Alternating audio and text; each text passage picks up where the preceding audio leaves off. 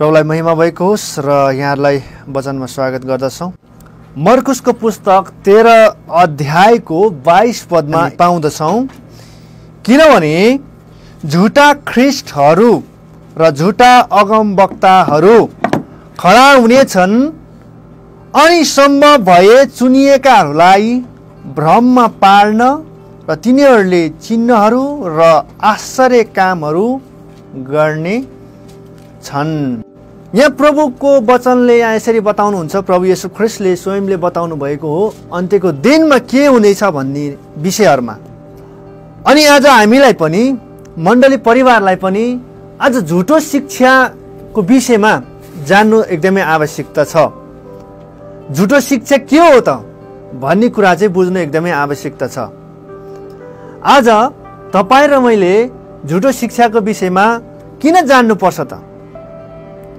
किन झुटो शिक्षा भनेको के हो त र झुटो शिक्षाले कसरी आक्रमण गर्छ भन्ने विषयमा जान्नु एकदमै आवश्यकता छ।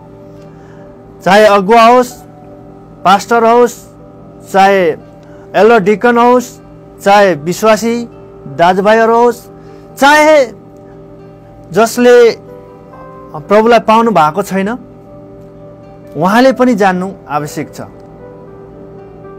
असल क्रिस्चियन कस्तो हुन्छ र डुप्लिकेट कस्तो हुन्छ।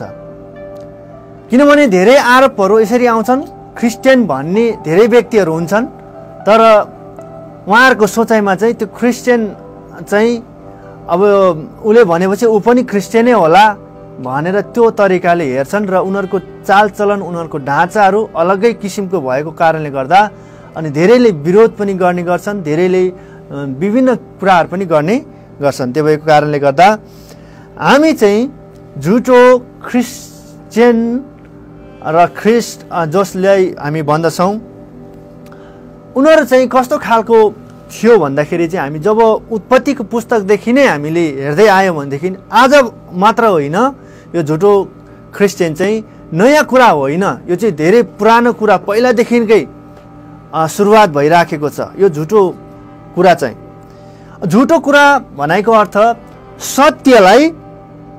सत्य कुरालाई चाहिँ गलत तरिकाले बुझेको कारण र गलत तरिकाले हिँडेको कारण अनि सत्य अनुसार नचलेको कारण, सत्यलाई चाहिँ फलो नगर्ने र उनीहरूले आफ्नै तरिकाले, आफ्नै ढाँचामा, आफ्नै स्वार्थमा चाहिँ त्यो तरिकाले चाहिँ उनीहरूले प्रयोग गर्ने अनि त्यो तरिकाले चाहिँ बुझ्ने, त्यो तरिकाले व्याख्या गर्ने, त्यो तरिकाले चल्ने भएको कारणले गर्दाखेरि चाहिँ यसरी चाहिँ झुटो शिक्षा चाहिँ यसरी चाहिँ छुट्टिएको हुन्छ।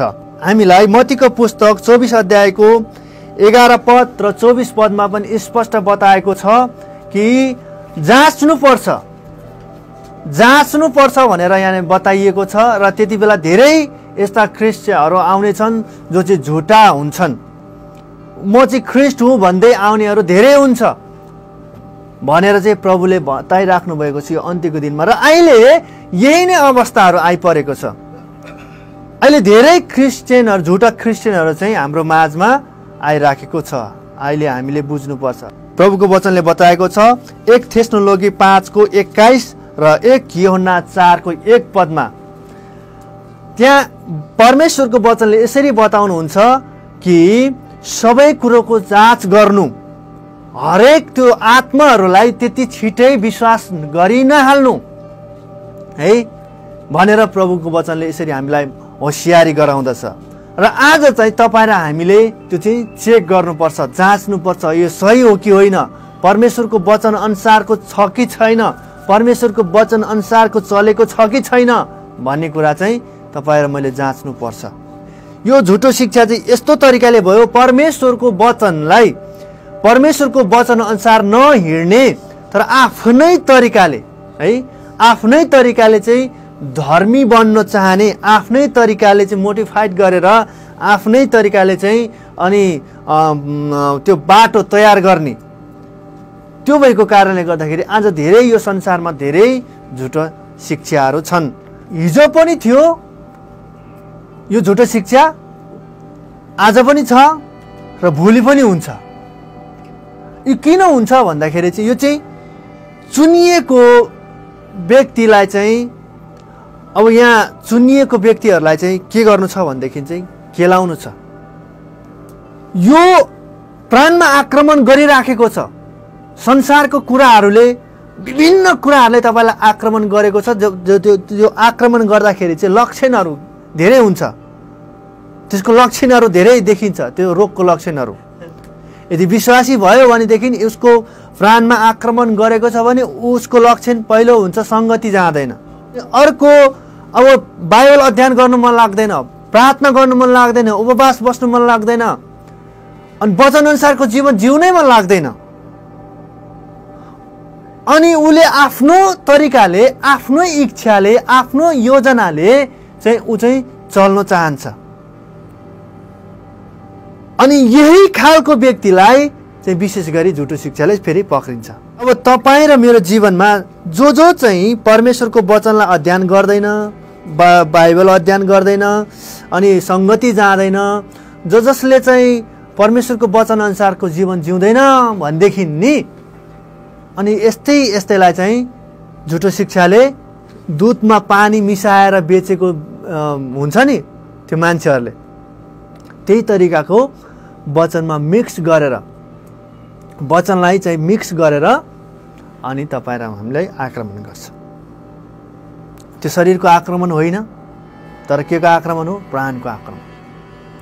प्राणको आक्रमण जब तपाईँको जीवनमा झुटो शिक्षाले जब अड्डा जमायो नि त तपाईँलाई साँचो शिक्षा मन पर्न छोड्छ। साँचो शिक्षादेखि तपाईँ एकदमै टाढो जानुहुन्छ। त्यो भएको कारणले गर्दाखेरि झुटो शिक्षाले चाहिँ यही काम गर्छ कि दुधमा पानी मिसाए जस्तै उसले चाहिँ गलत तरिकाले हेर्दा दुधै देखिन्छ, हेर्दा उनीहरूको हातमा हामीले जस्तै बाइबल बोकेको हुन्छ, हामीले जस्तै उनीहरूले पनि कतिवटा कुराहरू गर्छन्, हामीले जस्तै प्रचार गर्छन् कतिवटा कुराहरूमा, अनि हामीले जस्तै अनि रोगी बिमारीलाई निको पार्ने, चङ्गाइ पार्ने काम पनि गर्छ। तर दुधमा पानी हाले जस्तै उनीहरूले चाहिँ वचनलाई पानी हालेर चाहिँ उनीहरूले चाहिँ नचिन्ने बनाइदिएको हुन्छ। त्यसैले हामीलाई प्रकाशको पुस्तक 2:14 पनि हामीलाई होशियार रहनु भनेर चाहिँ बताउँछ, जहाँनिर हामी पाउँदछौँ बालमको शिक्षा भनेर। बालमको शिक्षा यस्तो खालको शिक्षा थियो कि उहाँ परमेश्वरको जन थियो, अनि इस्राएली जातिलाई चाहिँ बालकले चाहिँ श्राप दिनुको लागि बालमलाई किन्छ, अनि किने पछाडि त्यहाँ श्राप दिनु गएको हामी पाउँदछौँ। अनि आज हाम्रो बिचमा पनि यस्तै खालको परमेश्वरको जनहरू पनि यसरी बिक्री भएर बालकले जसरी बालमलाई किनेको छ त्यसरी नै यो संसारले किनेर चाहिँ आज त्यस्तै गतिविधि गराउनको निम्ति, परमेश्वरको जनलाई चाहिँ नाश पार्नको निम्ति, परमेश्वरको नजरमा चाहिँ त्यो अयोग्य बनाउनको निम्ति आज चाहिँ झुटो शिक्षाले यसरी चाहिँ हामीलाई आक्रमण गर्दछ। जब पैसालाई नक्कली हो कि ओरिजिनल हो भनेर थाहा गर्नको लागि, त्यो पैसा डुप्लिकेट हो भन्ने कुरो पत्ता लगाउनको लागि चाहिँ कर्मचारीहरूलाई, पैसाको कारोबार गर्नेहरूलाई चाहिँ ओरिजिनल पैसाको विशेष गरी ट्रेनिङ दिने गरिन्छ। यहाँ यतिवटा चाहिँ यहाँनिर चिन्हहरू छन्, 15-16वटा छ भने 15-16वटा यहाँ यस्तो यस्तो चिन्हहरू छन् र यस्तो पेपरमा यो बनेको छ, यसको कलर यस्तो छ, यो विभिन्न कुराहरू चाहिँ यसरी चाहिँ त्यो पैसा ओरिजिनल पैसाको निम्ति चाहिँ ट्रेनिङ दिन्छ। जब यो ट्रेनिङ दिइसके पछाडि अनि चाहिँ त्यो नक्कली पैसा चाहिँ चिन्न सक्छ, नक्कली पैसा थाहा गर्न सक्छ। त्यसरी चाहिँ ट्रेनिङ दिन्छ। त्यसै कारणले गर्दाखेरि आज तपाईँ र मैले चाहिँ नक्कली, यदि झुटो शिक्षक चाहिँ यदि हामीले चिन्नको लागि चाहिँ हामीले हाम्रो ओरिजिनल बाइबल चाहिँ राम्रोसँग बुझेको हुनुपर्छ। यदि परमेश्वरको वचनलाई हामीले राम्रोसँग अध्ययन गर्छौँ, राम्रोसँग अनुसन्धान गर्छौँ, राम्रोसँग त्यसलाई हामीले केलाउँछौँ, बुझ्छौँ भनेदेखि चाहिँ झुटो शिक्षा के हो भन्ने कुरा हामी स्पष्टसँग बुझ्न सक्छौँ। प्रभु येशू ख्रीष्टले चेलाहरूलाई धेरैचोटि बारम्बार बताउनु भएको छ कि झुटो शिक्षादेखि होसियारी रहनु, झुटो शिक्षादेखि होसियारी रहनु भनेर धेरै पदहरूमा बताउनु भएको छ।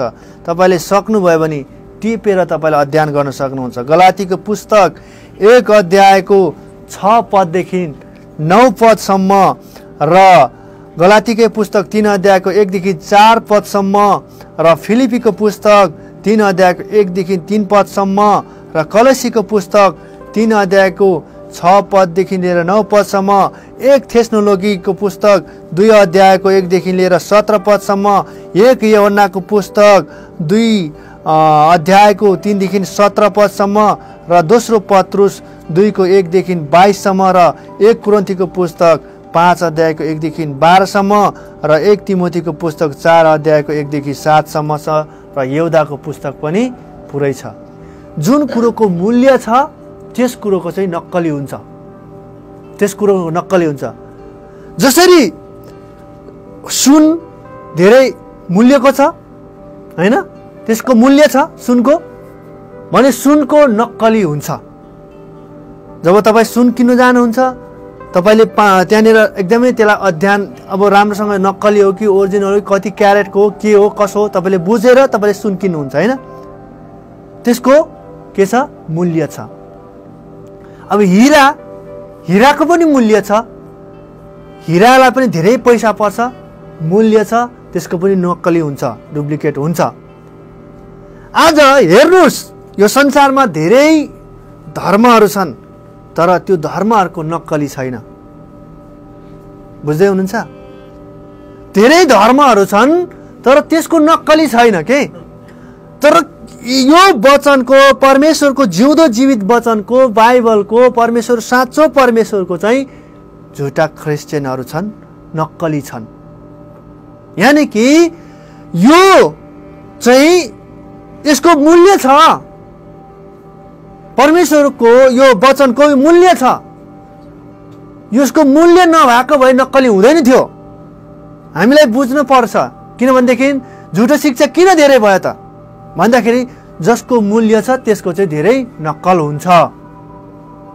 अहिले तपाईँ र मेरो साथमा आइफोन छ, कतिजनाको आइफोनको नक्कली छ, आइफोनको मूल्य छ, धेरै पैसा पर्छ, त्यसको नक्कली छ। हाम्रो परमेश्वरको यो वचनको धेरै मूल्य छ, धेरै मूल्य छ। त्यसै कारणले यसको डुप्लिकेट शैतानले बनाउँछ। यो शैतानले डुप्लिकेट बनाएर अनि तपाईँ र मेरो माझमा पेश गर्छ। त्यसैले जसरी पैसालाई तपाईँले नक्कली हो भनेर तपाईँले पत्ता लगाउनको लागि तपाईँले चेक गर्नुहुन्छ। जब चेक गर्दाखेरि चाहिँ अनि त्यो ओरिजिनल तपाईँ र हामीले हत्तपत्ता हामी त चिन्दैनौँ त्यो ओरिजिनल हो कि नक्कली हो। तर जसले कारोबार गरिरहेको छ, बैंकमा कारोबार गरिराख्ने, उहाँहरूले त्यसलाई चिन्छ। परमेश्वरको वचन अनुसारको हामीले चाहिँ यहाँ बुझ्नु पर्यो कि ओरिजिनल शिक्षा चाहिँ हामीले जान्नु पर्छ। हाम्रो शिक्षाको सार के हो त?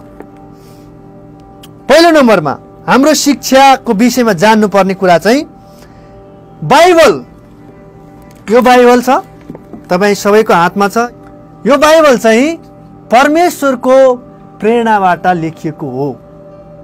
तपाईँ विश्वास गर्नुहुन्छ? यो बाइबल चाहिँ परमेश्वरको प्रेरणाद्वारा, पवित्र आत्माद्वारा चाहिँ यो लेखिएको छ। हामी विश्वास गर्छौँ। हाम्रो सार पहिलो नम्बर है, हामी विश्वास गर्छौँ। तपाईँले दोस्रो तिमोथीको पुस्तक 3 अध्यायको 16 पद र पत्रुसको पुस्तक तपाईँले 1 अध्यायको 21 पदलाई पनि हेर्नुभयो भने पाउनुहुन्छ। र अर्को कुरा छ येशू ख्रिस्ट, हाम्रो येशू ख्रिस्ट हामी विश्वास गर्छौँ उहाँ चाहिँ कन्या मरियमद्वारा, पवित्र आत्माद्वारा यस संसारमा उहाँ चाहिँ जन्म लिनुभएको छ। हामी विश्वास गर्छौँ साँचो शिक्षाले। तर झुटो शिक्षाले चाहिँ यो परमेश्वरको प्रेरणाबाट लेखिएको हो, तर यसमा मिक्स छ, मान्छेले पनि लेखेको हो, मान्छेको आफ्नो इच्छा पनि छ, त्यही भएर यहाँ त्रुटि छ, धेरै ठाउँमा गल्ती छ, सच्याउनु पर्छ भन्छ झुटो शिक्षाले। बुझ्दै हुनुहुन्छ? यो चाहिँ परमेश्वरको प्रेरणाबाट हो, उसले पनि मान्छ होला, हो, तर पुरै होइन, आदि हो है। त्यो भएको कारणले गर्दा प्रभु येशू ख्रीष्टको पनि जन्मको विषयमा यसरी नै झुटो शिक्षाले भन्छ उहाँ कन्या मरियमबाट जन्मेको हो भन्छ, कसैले होइन भन्छ। पवित्र आत्माद्वारा जन्मेको हो भन्छ, कसैले होइन भन्छ। तर तपाईँ र हामी चाहिँ विश्वास गर्छौँ कि येशू ख्रीष्ट चाहिँ कन्या मरियमको कोखबाट जन्मनु भएको हो। लुकाको पुस्तक 1 अध्यायको 26 देखि लिएर 38 पदसम्म तपाईँले पढ्नुभयो भने पाउनुहुन्छ। येशू ख्रीष्ट चाहिँ उहाँ चाहिँ पाप रहित हुनुहुन्छ। तर झुटो शिक्षाले भन्छ येशू पापी स्त्रीबाट जन्मेको कारणले गर्दा उहाँ पापी हो, पाप छ भन्छ। त्यसै कारणले तपाईँले यो कुरालाई बुझ्नुपर्छ। हिब्रूको पुस्तक 4 अध्यायको 15 पदले स्पष्टसँग बताउँछ प्रभु येशू ख्रीष्ट पाप रहित हुनुहुन्छ। येशू ख्रीष्ट हाम्रो पापको निम्ति मर्नुभयो, गाडिनुभयो र तेस्रो दिनमा फेरि पुनरुत्थान हुनुभयो। हामी विश्वास गर्छौँ। तर झुटो शिक्षाले विश्वास गर्दैन। उनीहरूले मरेकै भयो, उठेको चाहिँ होइन भन्छ, पुनरुत्थान भएको होइन भन्छ, कसैले स्वर्ग गएको होइन भन्छ। त्यही भएर हामीले चाहिँ राम्रोसँग बाइबल अध्ययन गरेका छौँ भने यो कुरालाई बुझ्छौँ है। येशू ख्रीष्ट चाहिँ पुनरुत्थान भए पछाडि 40 दिन 40 रातसम्म यस पृथ्वीमा रहनुभयो भन्ने कुरा हामी विश्वास गर्छौँ। प्रेरितको पुस्तक 1 अध्यायको 3 पदले स्पष्टसँग बताएको छ कि उहाँ चाहिँ यस पृथ्वीमा पुनरुत्थान भए पछाडि उहाँ 40 दिन 40 रातसम्म रहनुभएको थियो। येशू ख्रीष्ट शरीरमै स्वर्ग आरोहण हुनुभयो र फेरि शरीरमै हामीलाई लिनको निम्ति आउनुहुन्छ भनी हाम्रो विश्वास हो है। हामी विश्वास गर्छौँ, साँचो विश्वासीहरू हामी साँचो विश्वास गर्छौँ उहाँ आउनुहुन्छ। प्रेरितको पुस्तक 1 अध्यायको 9 देखि 11 पदसम्म तपाईँले यो कुरा पाउनुहुन्छ। तर उनीहरूले चाहिँ भन्छ आउँदैन भन्छ, आइसक्यो भन्छ, कोरियामा छ भन्छ, अनि यस्तो ठाउँमा आइपुग्यो भन्छ झुटो शिक्षाले चाहिँ। त्यसै कारणले गर्दाखेरि यदि त्यस्तो खालको शिक्षा लिएर आउने व्यक्ति चाहिँ झुटा हुन्। पवित्र आत्मा त्रिएक परमेश्वर मध्ये एक व्यक्ति हुनुहुन्छ र आज हामीमा काम गर्नुहुन्छ, यो हामी विश्वास गर्छौँ प्रेरितको पुस्तक 1 अध्यायको 8 पद अनुसार। तर उनीहरूले चाहिँ मान्दैन। यदि त्यो मान्दैन भनेदेखि त्यो झुटो शिक्षामा पर्छौँ। आज पनि रोगहरू निको हुन्छ, आज पनि चङ्गाई हुन्छ हामीले प्रार्थना गर्दाखेरि भन्ने हामी विश्वास गर्छौँ। तर झुटो शिक्षाले, कतिवटा झुटो शिक्षाले चाहिँ त्यो मान्दैन। त्यो नमान्ने चाहिँ झुटो शिक्षा हुन्। बहुविवाह, एउटा श्रीमती हुँदा हुँदै अर्को श्रीमती राख्नु मिल्दैन, अर्को ल्याउनु मिल्दैन। यदि त्यो राख्ने गर्छ, ल्याउँछ भनेदेखि चाहिँ त्यो झुटो शिक्षामा पर्छ र झुटो शिक्षाले चाहिँ बहुविवाह गर्नलाई अनुमति दिन्छ र बहुविवाह गर्न सकिन्छ। पुरानो करारमा धेरैजनाले चाहिँ बहुविवाह गरेका छन्, धेरै श्रीमती ल्याएका छन्, हामीले पनि गर्न सकिन्छ भनेर उनीहरूले भन्छ। त्यही भएर त्यस्तो खालको शिक्षा सिकाउनेलाई चाहिँ झुटो शिक्षा भनेर भनिन्छ। प्रभु येशूमा विश्वास गर्ने र आज्ञा पालन गर्नेले चाहिँ विशेष गरी मुक्ति पाउँछ। प्रभु येशू ख्रीष्ट नै प्रभु हुनुहुन्छ भनेर हामी उहाँमा विश्वास गर्छौँ। तर झुटो शिक्षाले चाहिँ प्रभु बाहेक अरूलाई पनि विश्वास गर्छ। हामी त्रिएक परमेश्वरलाई विश्वास गर्छौँ। झुटो शिक्षाले चाहिँ त्रिएक परमेश्वरलाई मान्दैन। त्रिएक परमेश्वरलाई उनीहरूले पुज्दैन। कसैले पितालाई मात्रै मान्छ, कसैले पुत्रलाई मान्छ, कसैले चाहिँ पिता पुत्र पवित्र आत्मा पनि मान्छु भन्छ, अनि मरियम पनि मान्छ, अरू थुप्रै कुराहरू पनि मान्छ है। अनि अगुवाहरूको पहिलाको अगुवाहरूलाई पनि उनीहरूले अनि परमेश्वर स्वर नै उनीहरूले मान्छ र उनीहरूले त्यो स्थान दिन्छ। त्यस्तो खालको छन् भनेदेखि त्यो पनि झुटो शिक्षा हुन्। हामी चाहिँ विश्वासीलाई पिता पुत्र पवित्र आत्माको नाउँमा अनि हामी चाहिँ डुबाउ पानीको बक्तिस्मा हामी दिने गर्दछौँ। तर उनीहरूले चाहिँ पिता पुत्र पवित्र आत्माको नाउँमा डुबाउ गर्नु पर्दैन भनेर चाहिँ उनीहरूले अनि त्यो खालको शिक्षा दिन्छ र त्यो खालको चाहिँ टिचिङ गर्छ। यदि त्यो खालको शिक्षा छ भने तपाईँ र मेरो घरमा गाउँ टोलमा तपाईँ र हाम्रो छरछिमेकमा यस्तो खालको व्यक्तित्वहरू फेला पर्यो भने त्यो चाहिँ झुटो शिक्षा हुन्। अनि हामी चाहिँ दुईटा विधि मात्रै मान्छौँ, बक्तिस्मा र प्रभुभोज। झुटो शिक्षाले चाहिँ अरू धेरै कुराहरू मान्छन्। त्यो कारणले गर्दा यदि त्यो बाहेक अरू छन् भनेदेखि चाहिँ त्यो चाहिँ झुटो शिक्षा हुन्। प्रभु येशू ख्रिस्टको आगमन कसैलाई पनि थाहा छैन, कसैलाई पनि बताउनु भएको छैन। तर झुटो शिक्षाले चाहिँ दिनै तोकेर मिति तोकेर पनि दिन्छ कि यति दिनमा यो दिनमा चाहिँ प्रभु आउँदैछ लिनको लागि, यो पृथ्वी नाश हुँदैछ भनेर डर त्रास देखाउँदै उनीहरूले चाहिँ आफूपट्टि तान्ने र आफ्नो आकर्षण गर्ने त्यस्तो कामहरू गर्छन्। अनि यस्तो खालको शिक्षा बाँड्ने चाहिँ त्यो चाहिँ झुटो शिक्षा हुन्।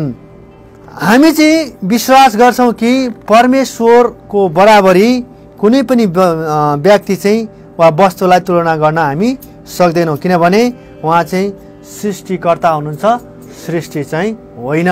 तर कतिले चाहिँ कतिवटा झुटा शिक्षाले चाहिँ यस्तो गर्छन् कि उनीहरूले चाहिँ अरू थोकहरूलाई, अरू कुराहरूलाई, उनीहरूको अगुवाहरूलाई चाहिँ परमेश्वरको बराबरीमा राख्छ, परमेश्वरको बराबरीमा राख्छ।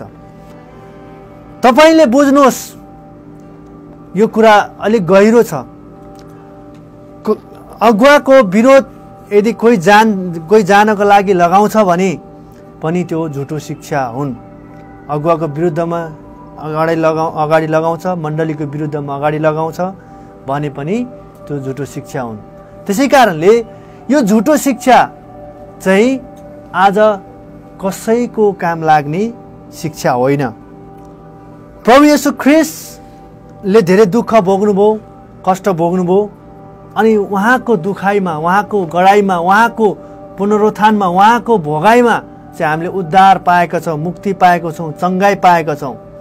तर यदि कसैले अगुवालाई त्यो स्थानमा राख्छ भनेदेखि त्यो चाहिँ झुटो शिक्षा। किनभनेदेखि मानौ म तपाईँहरूको अगुवा हुँ, मैले कुटाइ खाएँ, मैले थोकाइ खाएँ, मैले धेरै सहनु पर्यो, मानौ मलाई मारे पनि मेरो नाउँमा तपाईँले मुक्ति पाउँदैन। तर झुटो शिक्षाले चाहिँ त्यो अगुवाको नाउँमा मुक्ति पाउँछ। जसरी आङसाङ हङ उसको नाउँमा मुक्ति पाउँछ भनेर चाहिँ यस्तो खालको टिचिङहरू उनीहरूले गर्छ। त्यही भएर हामी हेर्न सक्छौँ यहाँ प्रेरितहरू पनि धेरै दुःखले कष्टले धेरै सताएर यातना दिएर मरेका छन्। तर प्रभुको वचनमा यो स्पष्ट कहीँ पाउँदैनौँ कि प्रेरित फल्ना पावलको घाँटी काटेर मर्यो उसको नाउँमा उद्धार र मुक्ति छ भनेर कतै पनि पाउँदैनौँ। पत्रुस उदोमन्टो लगाएर उहाँको इतिहास हामी पढ्दाखेरि पाउँछौँ। उदोमन्टोमा उदोमन्टो पारेर उहाँले एकदमै यातना दिएर उहाँ मर्नुभयो। अनि वचनमा यसरी लेखेको छैन कि पत्रुसको नाउँमा चाहिँ मुक्ति पाउँछौ भनेर छैन। कुनै मानिसको नाउँमा, यो संसारमा भएको कुनै येशू बाहेक कुनै पनि नाउँमा मुक्ति छैन।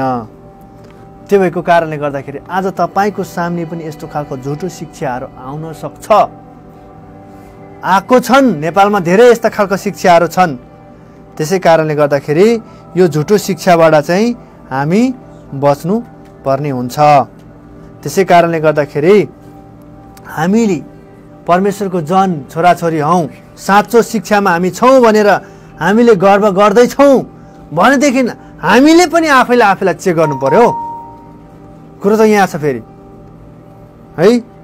दोस्रो कोरिन्थीको पुस्तक 13 अध्यायको 5 पदले भन्छ आफैले आफैलाई जाँच्नु भनेर भन्छ। आज तपाईँ र मैले चाहिँ आफैले आफैलाई जाँचौँ र तपाईँ र म यदि अहिले भनेको कुराहरूमा तपाईँ र हामी छौँ भने, यस्तो खालको जीवन हामीले जिउँदैछौँ भनेदेखि आफैले आफैलाई जाँचौँ। र त्यो भएको कारणले गर्दाखेरि यो शिक्षाहरूले चाहिँ म क्रिस्चियन हुँ भनेर भन्ने तर ख्रिस्ट अनुसार नजिउने चाहिँ झुटो शिक्षा भएको कारणले गर्दा यस्तो शिक्षाबाट हामी चाहिँ अलग रहनु पर्छ र यस्तो शिक्षाबाट हामी होसियारी रहनुपर्छ। आफू पनि होसियार रहौँ र अरूलाई पनि होसियारी गराउँ। आमेन।